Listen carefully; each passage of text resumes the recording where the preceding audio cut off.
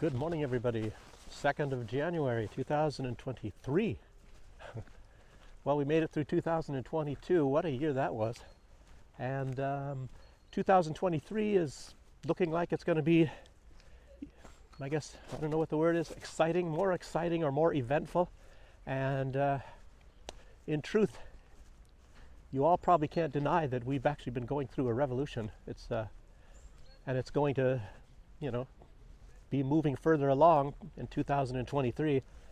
You have to admit that. And when if you consider what I'm talking about as far as a revolution is concerned, if we look at definitions, a revolution is like just a turning over, like the revolutions of your engine or something for those people that are into mechanics and all that sort of thing. But anyway, that's if you look at like I like to sometimes consider of looking at the West and the East and comparing them, at least what we used to know as the East. And some people, they talk about first world, second world, and the third world. And first world was normally the rich Western nations, the second world was the communist states, and the third world was the poor countries that basically had no sovereignty or couldn't really determine where they're going to go on their own, because they're probably dependent upon either the first world or the second world, which normally was the first world, and after the fall of the Soviet Union turned out to be almost exclusively, there was only one deal in town, and that was the first world, supposedly first world. And but the revolution I'm talking about is right now is the difference, how it used to be in the first world. We used to talk about freedom. They still talk about freedom, and they still talk about democracy and all that, and liberties and who knows what all. And like I say, they're still talking about it, but yet are they delivering? And then you compare that to places such as Russia. I don't know about communist China. I've never been there, and you hear conflicting stories about that, so I can't really comment so much on that. I talk to these the Chinese people that are in my class, and of course they're very happy and they all love China. And what more do you want, really, if they love their country? And then you think about, like, even Vladimir Putin's his philosophy. Just don't mess with other countries. That's their deal. You accept whoever the leader is, and you deal with that leader, and you don't go in and try to, if you dislike them, do regime changes like in the West. And you'd think that the USA would be a little bit overstressed, like running around putting out fires, stomping out fires all the time by overturning this, assassinating this person, engineering this election, paying a whole bunch of money here and there. But when you got a printing press that just can put out endless amounts of money over and over, and everybody in the world has to accept it, then you start to realize that is the problem. That is the problem, is this, this ability to just pump out as many dollars as you can. I mean, you could be passing out $1 trillion to somebody, and that's of course what they do. I remember once, and as you know, I'm talking to a lot of millionaires. I have been, and one guy was telling me, one millionaire, he owned a lot of resorts and things in the Caribbean, and he was telling me that he uses money as a tool. And at that time, I even though you can kind of understand what he's talking about, you don't really get the full feeling of that until you really think a lot more deeply about it. And that's, and it really brings that message home when you're looking at the United States and how they deal with things, and how they, like Israel, they said it's much cheaper to buy a politician than it is to buy a tank. So, that's how that is. But anyway, this revolution, we used to think that there was no freedom over here, and a lot of time that was just a big lie anyway. But I don't know to what extent. Like, I never lived here, and I could go. That's something for you can make a huge topic. You can write a book about it. So about what we thought and what it really was, and who knows what, and what was in people's minds over here. And it's much different than what we were told. Even though I'm not saying it's positive or negative, but you just have to consider this. And it even survives today. Like this, they talk about, like, even people here in Belarus or whatever, and people talk about them, and people that are not even really super educated are talking about how they noticed that a lot of people here have this, and I hate to say this because I don't want you to get the wrong impression. They say they have an inferiority complex, and it's and they still have it, even though there's no reason to have it. And it makes me wonder what the next generation. I think they're even implanting that, and it's not like it's necessarily coming from the West, but it's coming from within the society itself, feeling that everything in the West is better, and a lot of the reason for that is maybe the industrialization of what happened. A lot of these cars, nice cars, Mercedes, BMW, and the electronic equipment, Samsung, or who knows what all. And a lot of it comes from the West, and they're thinking, oh, they must be better than us because they're coming out with these better products. But I don't know. Anyway, like I said, that's a new topic in and of itself, and it has to do with society. Very fascinating subject if you really want to think about it. But mostly, what I was going to talk about is kind of related. Is this video recently, and I forgot the name. Woo! It was something to do with Russia and China militarization. It was from Garland Nixon, and he talked about that. But a lot of what he was talking about, this, what I found more significant was he was talking, about some of the decline of the West, and not as much, as any sort of a relationship with Russia and China. So, but I love Garland Nixon. I love that he really knows his stuff.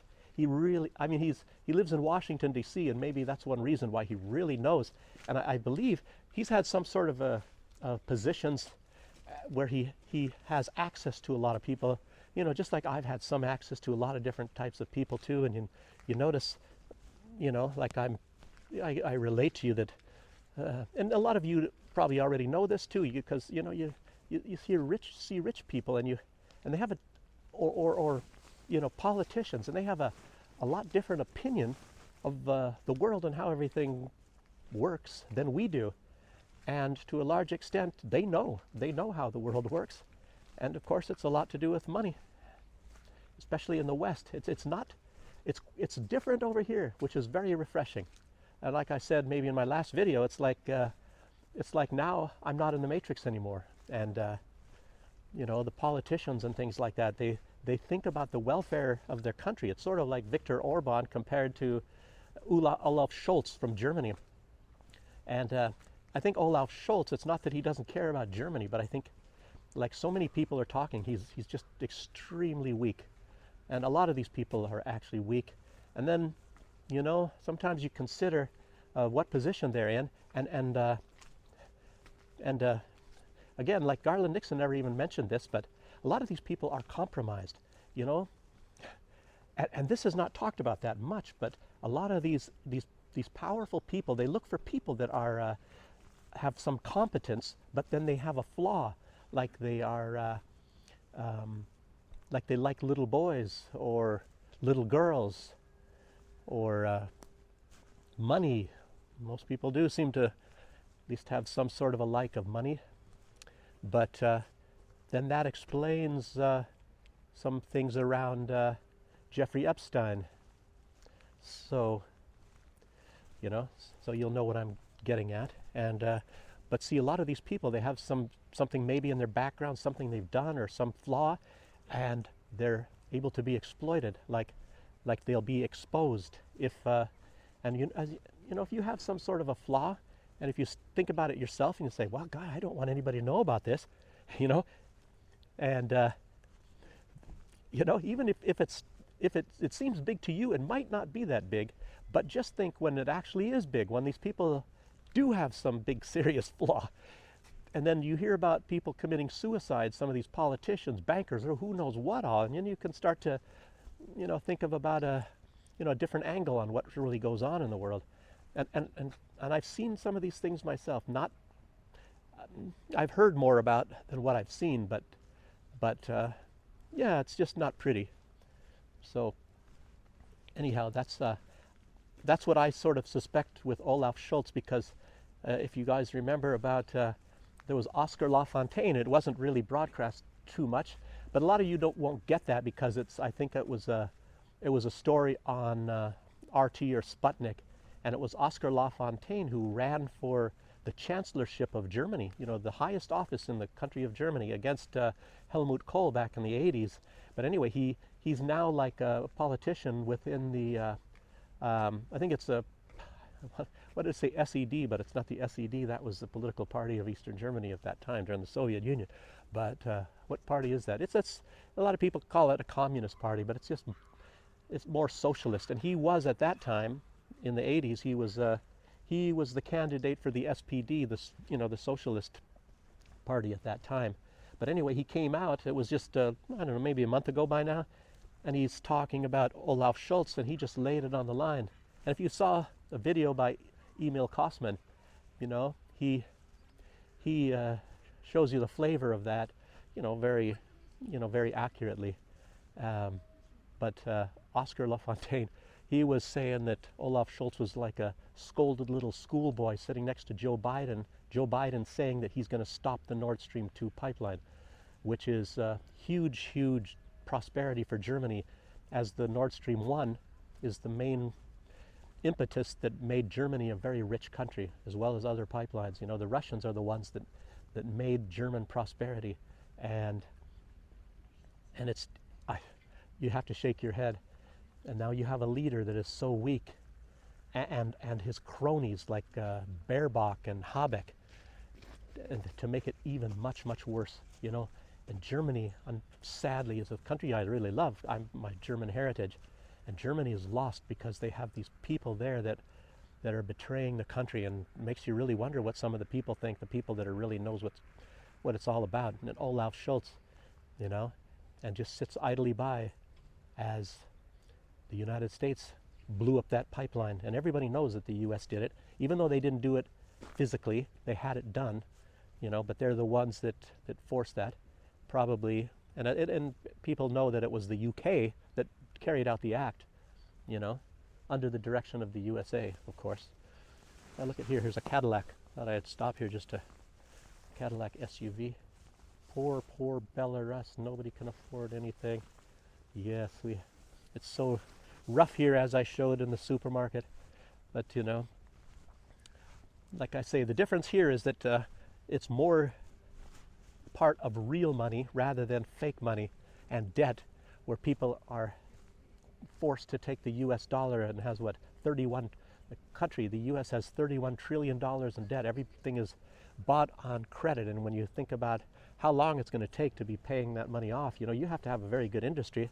And if the industry is starting to fail more and more, who knows, what is it, how many, 3 generations? And what is the proportion of what you have to pay for the debt? You know, each person has to pay, if you divide the debt up equally amongst everybody in the United States. And that's not a very pleasant thought, and, you know, but anyway, my reason for coming here was not to this country was not because of the debt necessarily. It was just, you know, it's part of it is the irresponsibility of the West, you know, and the corruption and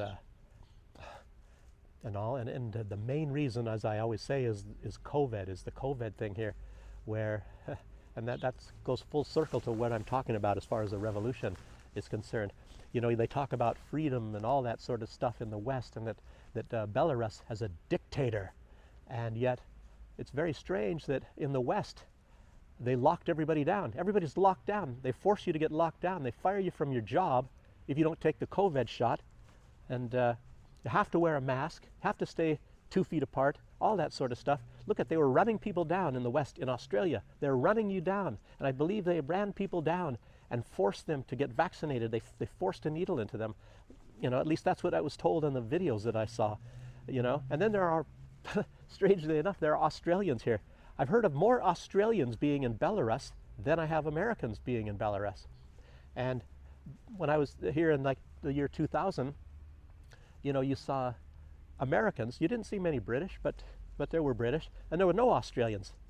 But now, you know, I hear, you know, even though there's not a lot of Australians, but I've heard like of 3. There's 1 Canadian that I know of, and 1 American, and you'll see them in future videos. So you'll have to subscribe. You know, you can hear from these people. I'm going to be talking with them in the future, and that shouldn't be too long from now. That will be definitely within 2023. So, it's a good idea to subscribe, and if you want to hear, I plan on doing a lot more things with this channel, but I'm mostly talking about geopolitics because that seems to be like what everybody likes to hear about. I was doing travel. I started travel and then talking a little bit about politics, and I was noticing that when I talk more politics, people are a lot more interested.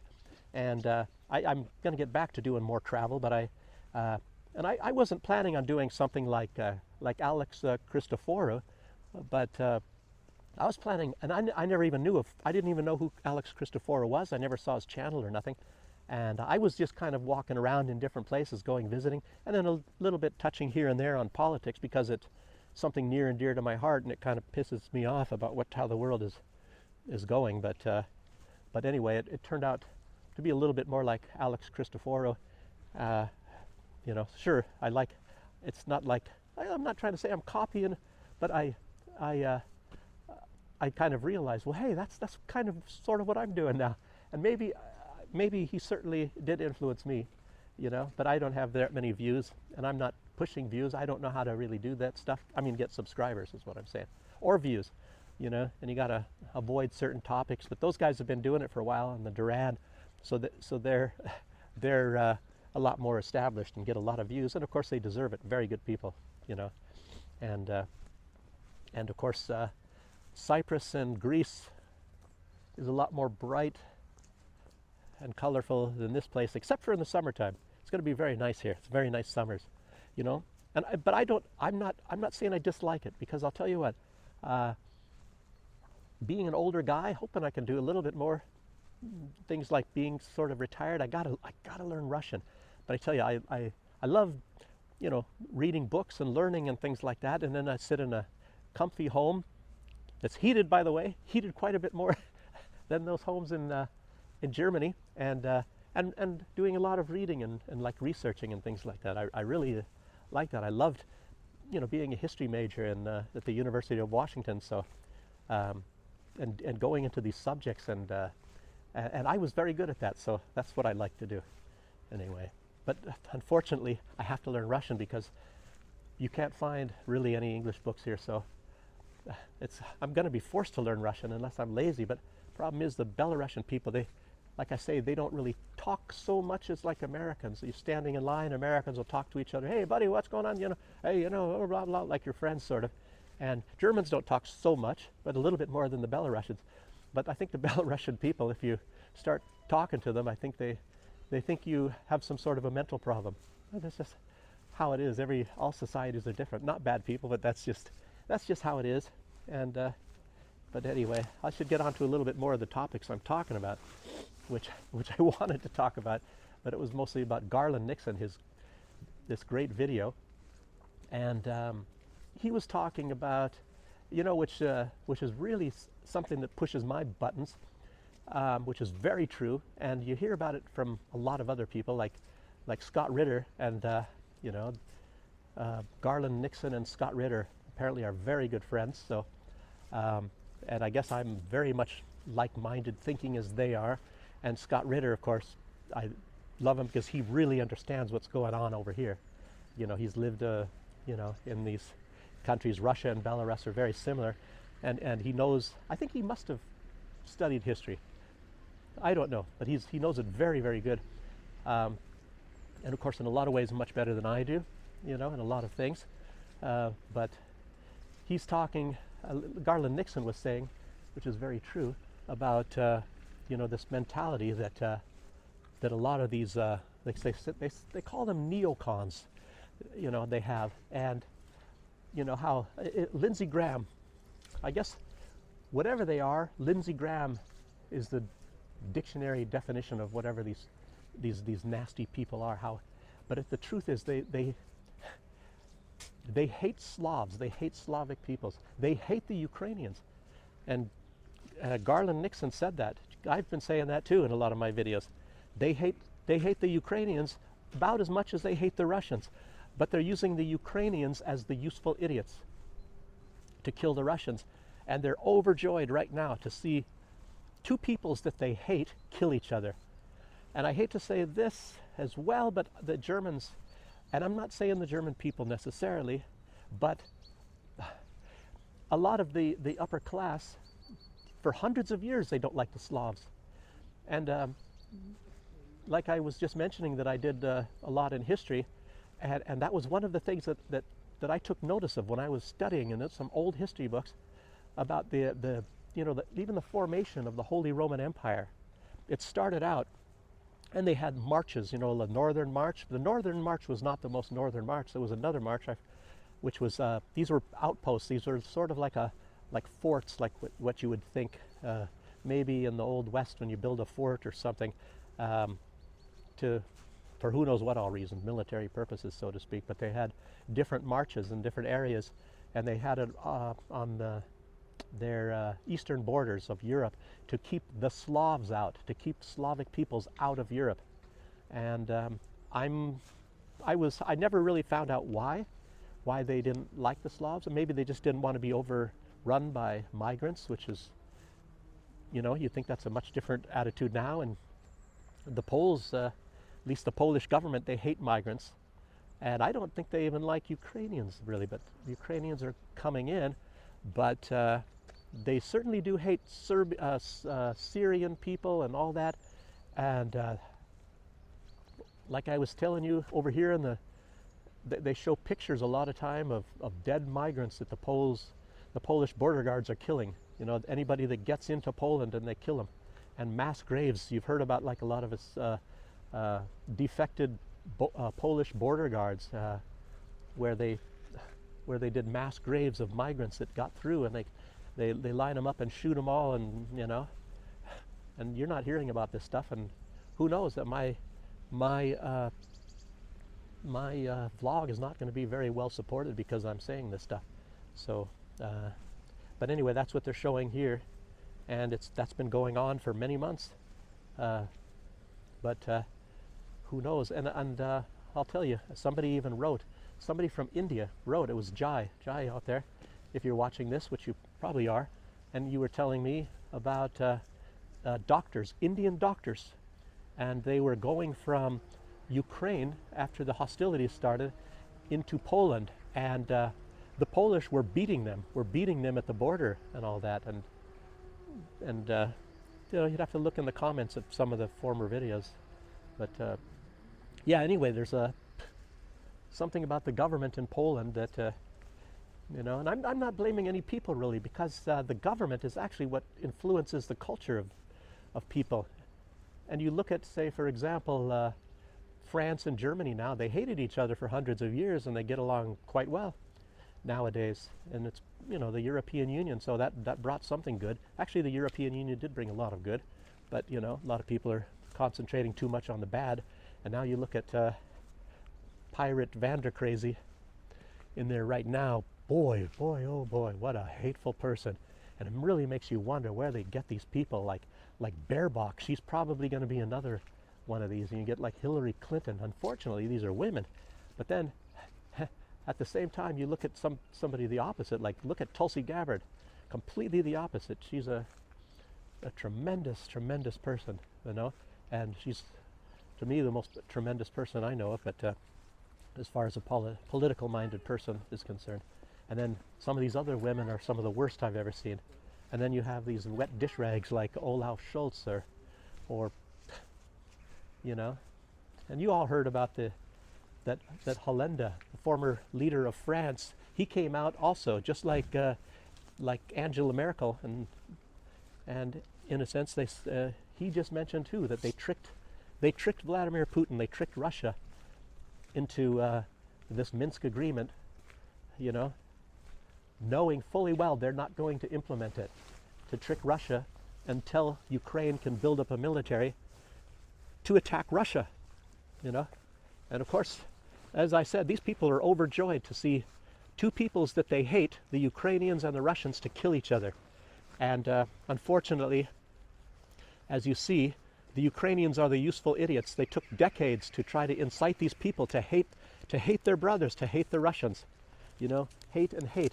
And a lot of this, it comes from, like, even Vladimir Putin mentioned it recently, that this comes from this this ideology that was infected into Galicia, which is the part that borders Poland, the part of Ukraine that at the beginning of World War II, that was not a part of Ukraine. That was, I believe, part of Poland at that time.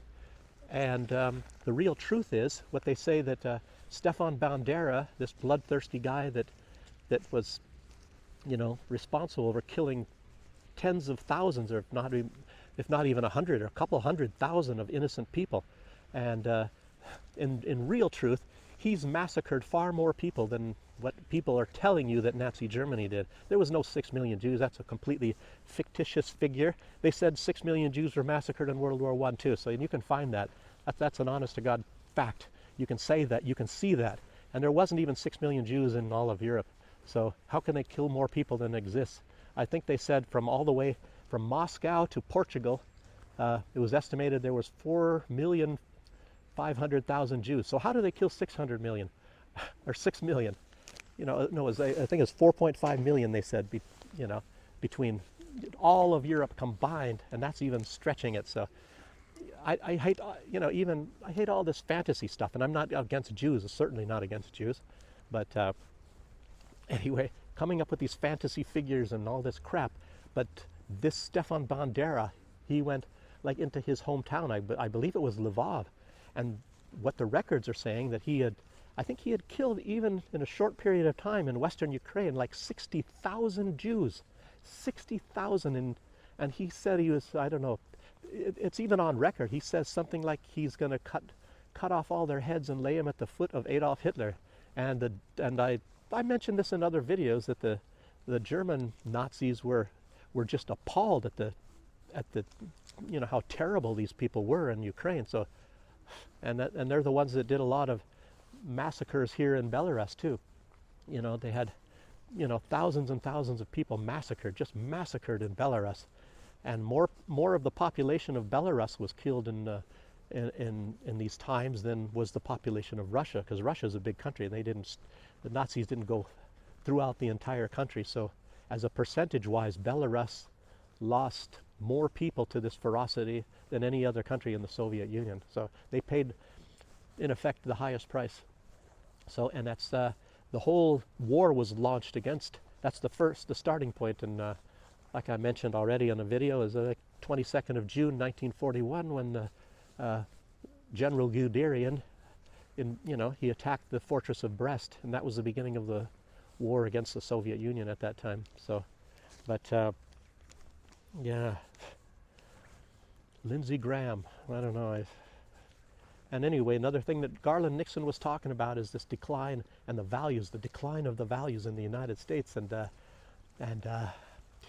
so to a large extent, I'm glad I came here. Everybody, there's family values, and they're really, this is like this World Economic Forum to get rid of Christianity and get rid of all religion basically, and get rid of family values, and terrible things. And the Soviet Union had that at the very beginning. As you know, marriage was outlawed, and your children, when you had a child, it wasn't yours, it belonged to the state. And you hear about how bad Stalin was, and they make it out in the West, but you have to credit Stalin. He stopped all that, and he, again, you could have children, and the children were your family, and they weren't the property of the state or whatever. So that's why a lot of people liked Stalin over here. So I don't know, you hear about good and you hear about the bad, and about like somebody from Stalin. I don't know. I don't want to make any excuses for anybody. You can find good things about Adolf Hitler too. So I shouldn't be talking like this, because everybody's going to say, "Yeah, look at this guy. He loves the Nazis and the communists and who knows what all." So anyway, I don't want to get too far into that. And yes, and you're also hearing that Israel. Here we go again. Israel. You hear about, there's this it was talked to about by the Duran. I don't hear about it much of anywhere else, but the Duran is talking about this rapprochement with between Syria and Turkey, which is a tremendous move, if they become friends again. And obviously Israel doesn't like that, so apparently they're making some massive strikes against against Syria. They're bombing the Damascus airport and who knows what all. So maybe these diplomats are not able to fly into Syria and who knows what all. You never know what's in Netanyahu's head. I don't know. Talk about an extremist. But there's supposed to be a decent relationship between Netanyahu and Putin, which I don't really think that they have any sort of parts of their personality that match. It's kind of like extreme opposites. But Putin, I think he has some sort of philosophy to try to be friends with, well, I don't know if the word friends or at least to get along with all leaders everywhere, no matter who they are, and no matter what that is. And I guess that's a part, because I think I remember some sort of a quote or something about Putin saying that you have to deal with whoever's there. Even if you don't like them, you have to deal with them, because who else are you going to deal with? Look at the United States. Look at how messed up they are. They don't like some leader because they don't do what they're told, so then they assign a different leader, like Guaido or whoever this one is for Belarus, and I think she's in Lithuania, but they say is the leader of Belarus, when there is not even any evidence at all that she won the vote. On the contrary, no evidence, and she has no experience. I'm not saying anything against her, but I saw something. She was doing some New Year's sort of a address. Didn't sound anything impressive at all. And it sounded like a lot of exaggeration that everybody in Belarus is suffering or something like that. And as you see, there's nobody suffering really here. There's some people that don't have that much money. Everybody gets a little bit of something if you're in poverty or whatever like that. You get some sort of compensation, at least to help you out a little bit. And a lot of people aren't rich, and it's that's how it is. But look at the United States. Again, I'll go back to Garland Nixon's video. Look at that. He's showing all these tent cities and all that. That's in Oakland, but I'll tell you, that's in every major city in the United States. And then you look look on YouTube. Look under Kensington Avenue in Pennsylvania, and it's like a zombie country, and everybody's high on fentanyl on those streets or whatever like that. Really terrible stuff. So I don't know. It's really, really sad. But even here, there's some people, there's some alcoholics and whatnot, and and I'm not in anybody's mind. I don't know why. I'll tell you, it's just a lot of difference in personality. You hear that expression, when the going gets tough, the tough get going. And I've been homeless before, so and then you got to pull yourself out, And I don't know which video that was. I think it might have been Garland Nixon talking about desperation, and a lot of the people's actions, they come out of desperation, and politicians as well. So I don't know. I don't like having to see people or having people be put in desperate positions, and then so you even ask yourself, what is a desperate position? What might be desperate to them is not desperate to me, probably, and that's normally the case. I think if you lived in some hard times in your life, you have a much different attitude towards what is desperate and what isn't desperate. I lived out of a vehicle too, but it wasn't for a very long time, and then you say, hey, this is not a really good thing. I didn't think it was anyway, but you're in a situation like that. So you get out of the U.S. Army or whatever, you don't have a job, and you're used to a completely different way of life, and and it takes you many, many years to get back, to figuring out how to function. I was in the Army 7 years, but I was a student as well, so I did like 3 years, and then I was a student for a while, and was able to live at my parents, and let me think how that was. Actually, no, I was a student, and then I was at my parents, and then they moved. So I was a student originally, and I was able to live with my parents. And then after that, I wanted to complete, my studies. I did complete my studies, but I did it on my own through correspondence. So just to get a bachelor's degree, but I had was contributing to this, this military fund where they, you know, you put in some money and they put some money into it as well, but it wasn't enough. The United States is not a cheap place. Actually, this wouldn't be a cheap place either. If I was living in Minsk and have to pay rent, rent is actually kind of high. But I'll tell you what, you come here, there is some tremendous opportunity in this country. I'll tell you, there's far more opportunity here than there is in Europe, and there's actually more opportunity than there is in the United States. I'm not going to say far more, I'll say far more than in Europe, but it makes me wonder if that's going to be another theme for the future, when people start to realize, hey, I can go to Russia and Belarus where the people are highly educated, the crime rates are very low, the energy costs are very low, and I can produce things, and Russia has tremendous resources that I can buy much cheaper while I'm over here than paying for them in the West for anything.